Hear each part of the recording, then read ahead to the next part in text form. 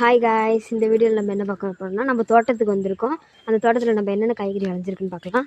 வாங்க வீடியோக்குள்ளே போகலாம். காய்ஸ், இப்போ பார்த்திங்கன்னா நம்ம வந்து தென்னை மரத்துக்காக வைப்பாங்களா அந்த தென்னை பில்லை அதை பார்க்குறோம். இப்போ வாங்க நம்மகிட்ட என்னென்ன இருக்குதுன்னு பார்ப்போம். பாருங்க காய்ஸ், சொரைக்காய் பூ பக்கத்துலேயே வந்து பரங்கிக்காய் பூவும் இருக்குது. பார்த்திங்கன்னா மார்கழி மாதத்துக்குலாம் வந்து எல்லாருமே வந்து இங்கே தான் பிற்பாங்க பூ. பார்த்திங்கன்னா பூவும் நிறையா இருக்குது இங்கே.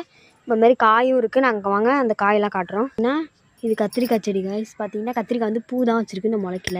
பார்த்தீங்கன்னா சரிங்க காய்ஸ், பரங்கிக்காவை பாருங்கள் எப்படி இருக்குதுன்னு சொல்லிட்டு நீங்களே பாருங்கள். இது வந்து நல்லா இப்போ பிஞ்சாக இருக்குது. இது பெருத்தோடனே நாங்கள் காட்டுறோம் அது எப்படி இருக்குன்ட்டு. நம்மக்கிட்ட வந்து வாழைத்தாரும் இருக்குது பாருங்கள்.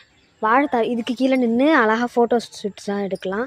நிறைய பேர் எடுப்பாங்க வந்து இங்கே தான் எங்கள் கொல்லையில் தான் வந்து எடுப்பாங்க. பார்த்திங்கன்னா நம்ம கொல்லையில் வந்து உளுந்தும் போட்டிருக்கோம் பாருங்கள்.